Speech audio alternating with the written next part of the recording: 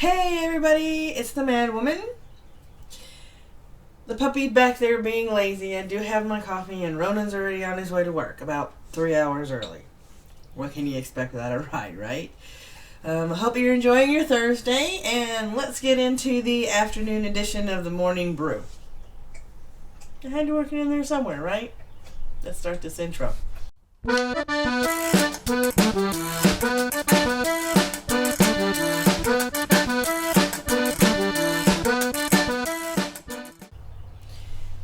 So for those of you that follow us, this weekend is the weekend that we are getting our car, which means Ronin will be back to doing the morning brew with me, and hopefully we'll be doing it on an every morning basis. Hopefully. I know we haven't been very consistent with it as of late, but our schedule's been absolutely chaotic, with him not knowing who's going to come and get him to take him to work, and him coming home at 11 o'clock and us going to bed at midnight. Let's just say going to bed around midnight does not mean that we're going to be getting up at 5:30 in the morning.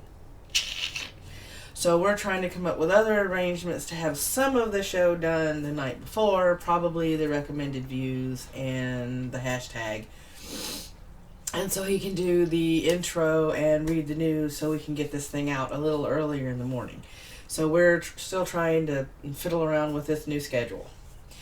So I hope you'll bear with us on that one. Let me see what else went on. We did get new stuff. As you can tell, I have new lighting. So the torchiere that's in the back there was over here. And the lighting is a little bit better, so we don't look, I don't have to adjust anything. This is me, in all my glory. So with my messed up hair and blue shirt, even though I tried to fix my hair. So, yeah. Excited about the new equipment. The problem is I ordered 2 chairs. One is still on the wish list, even though I ordered them both. So I got my chair. Ronin didn't get his. That didn't make him happy. And we only got 1 set of shelves instead of 2, even though they said they were shipping 2, but 1 is back on the wish list. The joys of ordering stuff online, right? Well, I guess it's time to get into the news, right? Mm-hmm.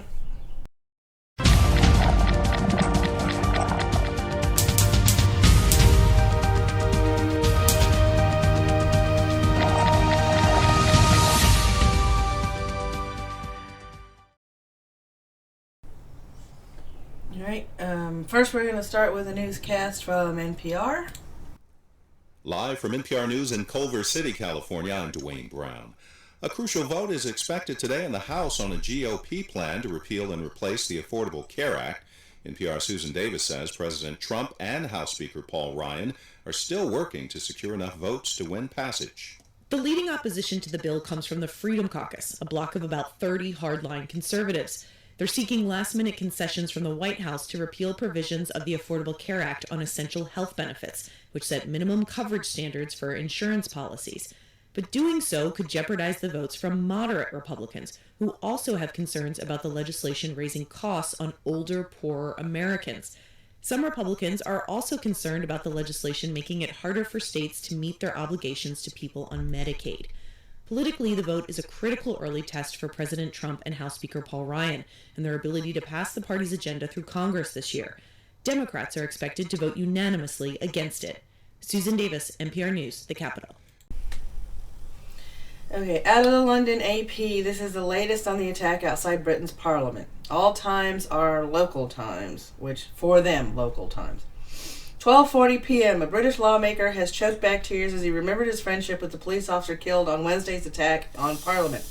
His voice-breaking Conservative legislator James Cleverly called for Constable Keith Palmer to receive posthumous recognition for his gallantry and sacrifice.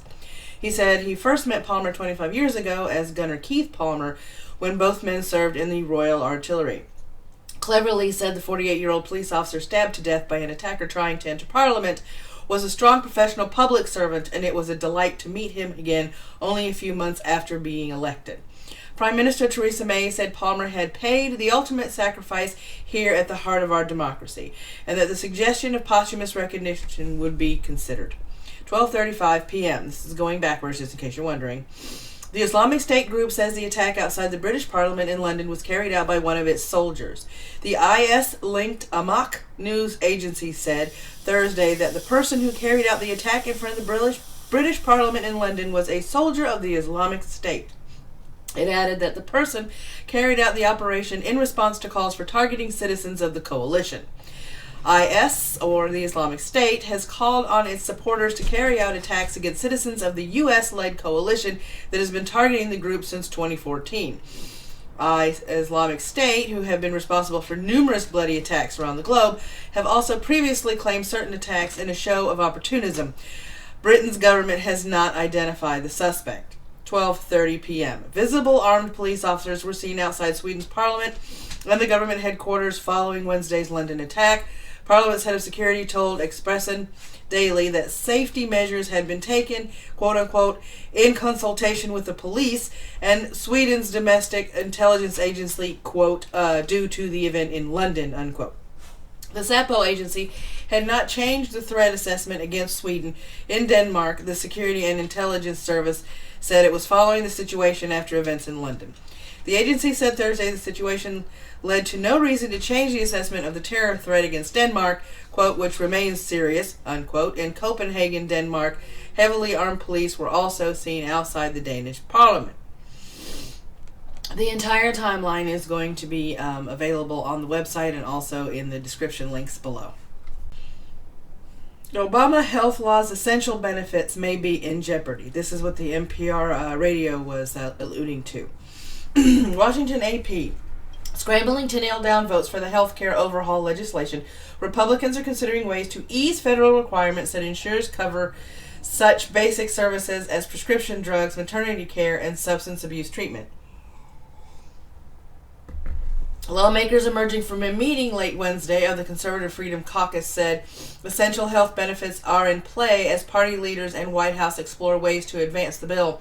But undermining the Affordable Care Act's benefits is likely to trigger a backlash from patient groups and doctors. The ACA's essential benefits include outpatient care, emergency services, hospitalization, pregnancy, maternity, and newborn care, mental health and substance abuse treatment, prescription drugs, rehabilitation, laboratory and diagnostic tests, preventative and wellness services, and pediatric care, including dental and vision services for kids. In a letter to congressional leaders earlier this year, organizations representing nearly 400,000 doctors said all health insurance products should be required to cover evidence-based essential benefits in any new health care legislation. The letter was signed by the American Academy of Family Physicians, the American Academy of Pediatrics, the American College of Obstetricians and Gynecologists, and the American College of Physicians. Many other organizations have taken a similar stance. Some White House officials have also acknowledged privately that essential health benefits are among the list of potential charges under discussion. While declining to elaborate on specifics, spokeswoman Sarah Huckabee Sanders said, "We're open to changes that help make the bill better."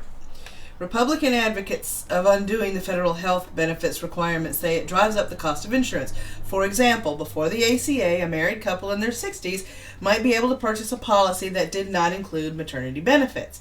You don't need them. You're in your 60s. Now, the cost of caring for pregnant women and newborns is spread among the entire pool of people purchasing individual policies. Doctors say plans with cherry-picked benefits have a way of backfiring on consumers because you never can tell in advance what kind of medical care you may need. Look, if you're in your 60s, 70s, 80s, and possibly 90s, God bless you if you made it to your 90s in this environment nowadays, you don't need to be paying for maternity care. Or a pregnancy, you know. A gyno, yes. An obstetrician, no. Really. I don't rightly think so. You know, to me, people should know what kind of coverage that they need, but that's just, again, my opinion. So let's get on to this last story. Former colleagues, judges to testify for Supreme Court pick. Washington AP. Lawyers, advocacy groups, and former colleagues get their say on President Donald Trump's Supreme Court nominee after Judge Neil Gorsuch emerged unscathed from 2 days of tough questioning at his confirmation hearing. Assured of support from majority Republicans, Gorsuch received glowing GOP reviews, but complaints from frustrated Democrats that he concealed his views from the American public. Gorsuch, a federal appeals court judge in Denver, refused repeated attempts to get him to talk about key legal and political issues of the day. But he did tell Senator Dianne Feinstein, who worried that Gorsuch would vote to restrict abortion, that no one is looking to return us to horse and buggy days. On Thursday, the panel will hear from the American Bar Association, which has already given him a unanimous, well-qualified rating, along with former colleagues and judges supporting him and advocacy groups like the Human Rights Campaign that have opposed him. Some Democrats have already said they want to try and block the nomination. That means Senate Majority Leader Mitch McConnell, a Republican from Kentucky, will have to round up 60 votes to proceed to a confirmation vote, including 8 Democrats. It's unclear if he will have those votes. Democrats Jeff Merkley of Oregon, Kirsten Gillibrand of New York, Sherrod Brown of Ohio, Tammy Baldwin of Wisconsin, Elizabeth Warren of Massachusetts, and Ed Markey of Massachusetts have declared their opposition. No Democrat has yet pledged to support the judge, but Senator Joe Manchin of West Virginia said Wednesday he is open to voting for him. McConnell could also change Senate rules to confirm Gorsuch with a simple majority in the 100-member body and appears prepared to take that step if necessary. Gorsuch didn't give those looking for more information much to go on. Every time the Democrats tried to draw him out on a range of serious issues, including abortion and gay rights, Gorsuch answered the same way. Quote, "I have declined to offer any promises, hints, or previews of how I'd resolve any case," unquote. Feinstein, the committee's senior Democrat, summed up her colleagues' frustration. "What worries me is you have been very much able to avoid any specificity like no one I have ever seen before," Feinstein told Gorsuch. "And maybe that's a virtue, I don't know. But for us on this side, knowing where you stand on major issues of the day is really important to vote aye. And so that's why we pressed and pressed."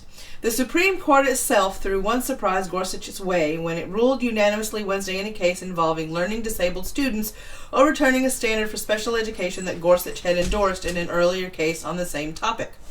The decision prompted sharp questioning from committee Democrats.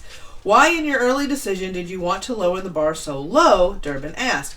Gorsuch said he was bound by an even earlier decision on the 10th U.S. Circuit Court of Appeals and said that any implication that he was against autistic children was, quote, "heartbreaking," unquote. Quote, "I was wrong, Senator. I was wrong because I was bound by circuit court precedent," unquote, Gorsuch said, quote, "and I'm sorry," unquote. As far as his quote saying, where is it at? So I don't misquote it. Let me see.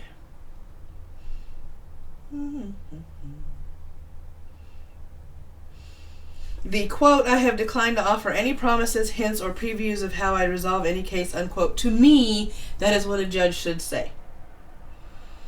"You will find out my rulings when I rule upon them." Now, a lot of people may disagree with me in the comment section. That's why I love to converse with people. But when you're a judge, you can't be swayed either way. You can't have any preconceived notions or ways that you're going to, levy a judgment on a case before the entire case is presented in front of you.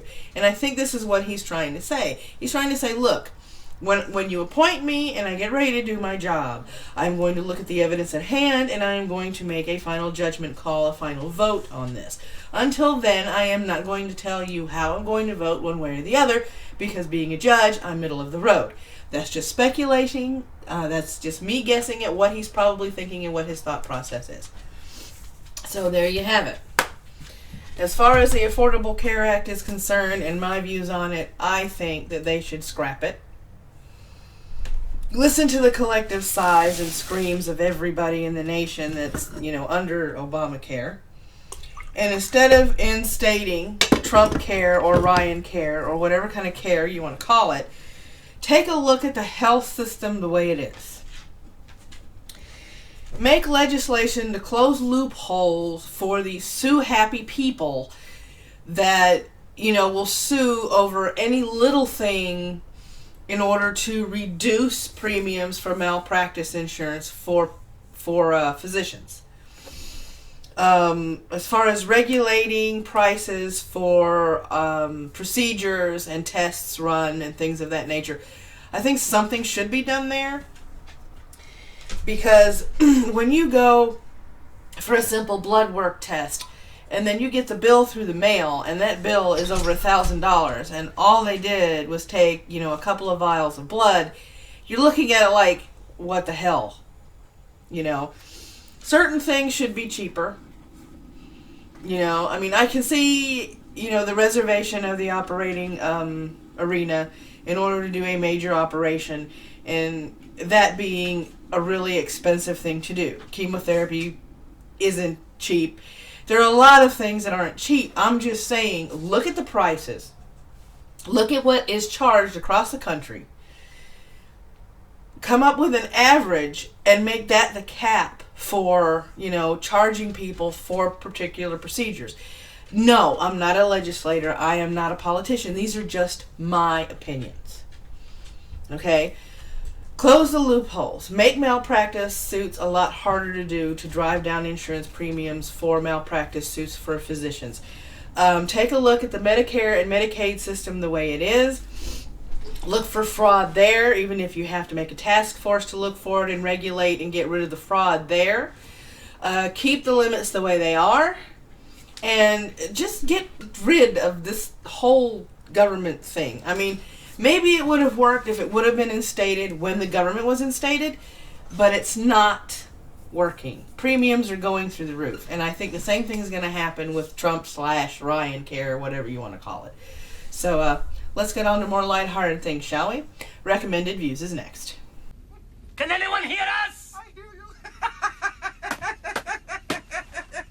In here! We're in here. For those of you who haven't heard of her, this is Chambers of My Heart, and she is one of the first people that started exposing faith kids for the indoctrinating of younger children. Repsion did it first. She picked it up. They're both running with it. She is covering the Faith Kids Are Blessed little blurb that they put on their YouTube channel. So please come over here, take a look at her site. This isn't the only thing she covers on her site. She has a lot of really good content. She makes a lot of really good points. They're very clear and concise. Come over here, give her some views, maybe give her a sub. Everybody needs a little support. Though the title of this recommended video sounds a little tinfoil hatty, once you watch the video and see the evidence that he is presenting to you, you begin to think and kind of believe in one way or another that yes, alternative media is under attack and that we have got to do something to fight back and fight for our freedom to express ourselves and freedom of the press. Any press. Sorry, but any press. So this is Computing Forever, and the title of the video is The Media War Officially Begins. Please come over here and give this a watch. You won't be disappointed. Freshly uploaded. This is the English Inquisitor taking on .Mike News. Special Operations Snowflake Unit. I watched a good bit of it this morning. Well, all of it this morning. He is very entertaining in it with his 2 cents in between the scenes. Yes, we know Mike is cancer. Yes, we know they're recycled buzz cancer people, but he does a really good job of covering this video. And dang it, English, I was going to do this one. Now I got to find another one. Luckily for us, there's plenty of material, right? Y'all come over here, give him a look. He is criminally and grossly undersubbed. Watch a lot of his other content too. You won't be disappointed. Hit that sub button. Make sure you're getting those notifications for him. Don't forget to drop him likes on his videos and comment because he likes the conversation. Y'all come over here and see the English Inquisitor. In the midst of all the chaos of what was going on in London, approximately 15 hours after this, before this show was taped, rather, the Britisher came on and made comparisons between the attackers in London and Herostratus the martyr. And he makes some very good parallels, some very good points. This particular video is very thought-provoking, so please come over to his channel and give Herostratus the Martyr, Terror Attack on London, the 22nd of March, 2017, a look. There's a recommended view for the Britisher. For those of you that do not know Rin Michaelis, she is a rare gem on YouTube. She does a collab in this video talking about anti-Trump college students with, I think it's called The White YouTuber. If I got that wrong, please correct me in the comments. And I will correct it in the description below. But they make very good points. They banter back and forth wonderfully together. This is a very good and fluid video. They make their points clear, concise, and very well heard. So y'all come over here to Rin Michaelis's channel. Watch this video, Anti-Trump College Students, a couple of others too, and before you know it, you're going to be reaching for that sub button to sub to her, because she has a lot of good content on her channel. Y'all come over here and watch Rin. And those are the recommended views. You don't seem very afraid. You don't seem very frightening. And even though he is waiting to clock in, Ronin's spirit is with us because he picked out this hashtag this morning, and it's hashtag make sex awkward in 5 words. Leave it to a trucker, right? Right. Your cousin was so better. Do you like sex, Mr. Lebowski? I have a sandwich bag. Still too much skin showing. Not while I'm piloting the plane. Don't make me turn around. Am I in it yet? Oh my god. Why? Oh, Ronan, I'm gonna get you. Let's name your penis Bambi. Your father's penis is bigger. Oh my god. I'll just do it myself. Just let me puke first. Ow! Leg cramp. I thought it'd be more bigger. Oh god, that grammar just made me cringe. Please hold this octopus tight. Say what? Your loss is my gain. I paid you to pee. How will you be paying? Shh, Grandma, be quiet, please. Better than your mom. Hearing something I shouldn't have. Let me see. What is your name again? Your dog is watching us. Let me see. My brother taught me this. Was I better than him? Dad, come on, not again. Banana and oranges do mix. You taste like my mom. I ain't even reading that one. Don't worry, it gets bigger. We shouldn't have had tacos. Forgetting to change the linens. That's weird. What are those? And perfect timing. Your Uber's here. And that is hashtag make sex awkward in 5 words. And I am so going to find a way to pay back Ronin for that. Oh, there was a lot of cringe there.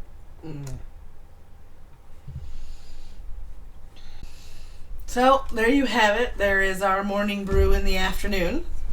I hope you guys enjoyed the hashtag. I know I cringed enough. Please go over and see the recommended views. Some of these people are very, very much undersubbed, and they need your support. They provide a lot of good material, and they do a lot of good content. And for some strange reason, I guess it's YouTube's algorithms, they're not getting the views and the people that they need to.